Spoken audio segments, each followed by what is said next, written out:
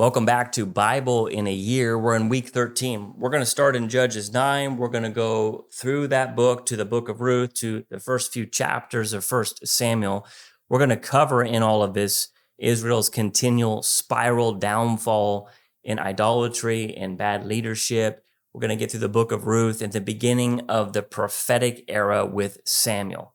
So as we transition from Judges to 1 Samuel, we see a nation in chaos. We're going to see a story of redemption, the rise of a prophet who anoints Israel's first kings. So let's dive into all of these things, starting with three highlights that we're going to look through as we're reading along here. The first one is the continued downfall in idolatry and a need for a human king. As we finish the book of Judges here, we see Israel's condition worsening.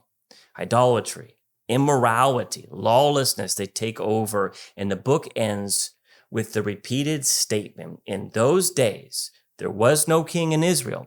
Everyone did what was right in his own eyes. It's Judges 21:25. And this is not just some political problem. It is a deep spiritual problem. Israel has rejected God as their king. This is huge. It sets the stage for a demand of a human king. So in 1 Samuel, we're going to see that happen. But this moment is a preview of both God and his plan for a righteous king to come in Jesus, along in all of this Israel's misguided desire for a human ruler. The second highlight is the redemption story of the book of Ruth. Right in the middle of all of this darkness that we read, we get a beautiful interlude, so to speak. It's the book of Ruth. While Judges shows this national rebellion against God, the book of Ruth zooms into a story of personal faithfulness, God's redemption, and it takes place during the time of the Judges, but focuses on Naomi, a Jewish woman, and Ruth, her Moabite daughter-in-law. So after losing their husbands, the daughters of Naomi, they return to Bethlehem, where Ruth meets Boaz. He's a kinsman redeemer who marries her and preserves her family line. And this story is not just about personal blessing, even though that happens. It's about God's bigger plan in all of this. Ruth becomes the great-grandmother of King David. Did you know that? And she has a huge meaning because through David, we see the lineage of Jesus Christ, the Messiah. So in all of this, God is working through individual lives. He's orchestrating the plan of redemption, even though we see this chaos surrounding this time of the Judges. And the third highlight is this transition into 1 Samuel, the calling of Samuel. See, Ruth serves as this bridge between Judges and 1 Samuel, gives us a glimpse of how God is working through faithful individuals to bring about his divine plan in all things. Now, as we enter into 1 Samuel, we're going to see the birth of Samuel, the last judge of Israel and the first great prophet. So Hannah is Samuel's mother. She's barren. She's desperately crying out, praying for a child, vowing to dedicate him to the Lord. So God answers, and Samuel is raised in the temple under Eli the priest. So in chapter 3, we're going to see God calling Samuel in the night. It's a beautiful moment. Establishes him as a prophet who is going to lead Israel and anoint the first kings, Saul and David. This moment truly marks the beginning of a new era for Israel. So now for three key themes to pay attention to as we read through this week. Number one, the importance of following God wholeheartedly. Israel's downfall in Judges is a direct result of a half-hearted obedience. They repeatedly turn away from God. They seek their own ways. And this theme challenges us. Are we fully devoted to God, or are we compromising in any areas of our lives? Because Jesus calls us to love the Lord our God with all our heart, all our soul, all our strength. That's Matthew 22:37. Let's learn from Israel's mistakes in all of this and serve God wholeheartedly in everything that we do. Second theme is God takes care of us. This is the story of Ruth.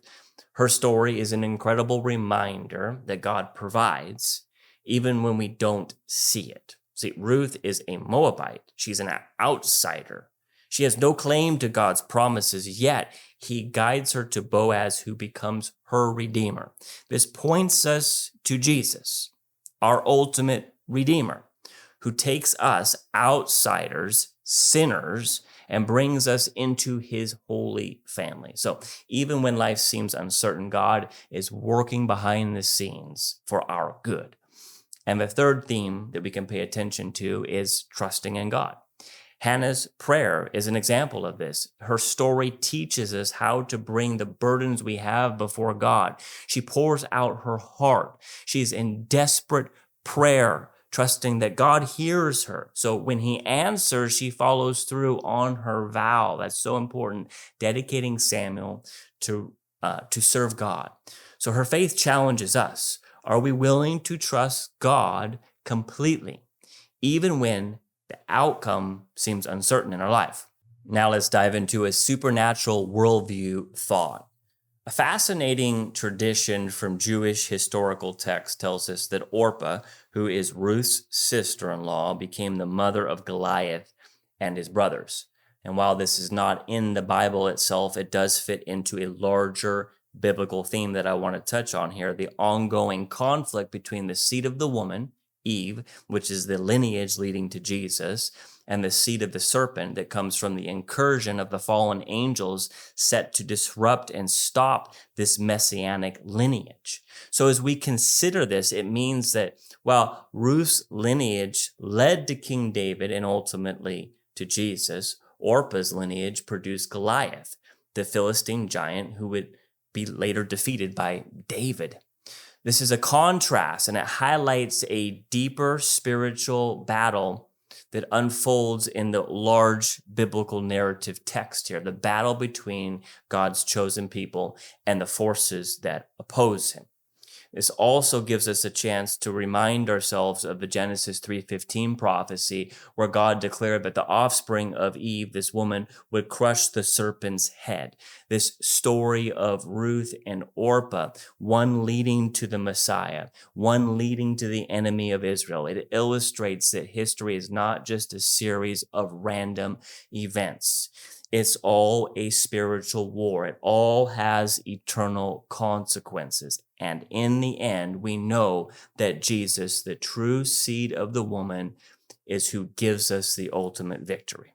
As we close out this week's reading here, it gives us a stark contrast between faithfulness and rebellion. Judges ends in darkness. Ruth gives us a glimpse of hope. And in 1 Samuel, we see that God begins a new chapter with the birth of Samuel. So take some time to reflect as you read this week and ask yourself, am I fully following God? Are there areas of compromise in my life? Like Ruth, am I willing to trust God even when I don't see the full picture of everything that's going on? And like Hannah, are you bringing your deepest needs to God in faith? So here's an ending challenge. This week, take time to pray as Hannah did. Pour out your heart before God. Trust him completely in all those tender things that you're leaning into him for. Also, if you want to go deeper in this, drop a comment below. Let's get into some good discussion about this. Do me a favor. Would you like or share this video? Would you subscribe to get all these weekly updates here? And I thank you for watching. I'm going to see you next time. Let's go out. Let's love God through reading his word and get washed and cleansed at the same time. See you guys next week.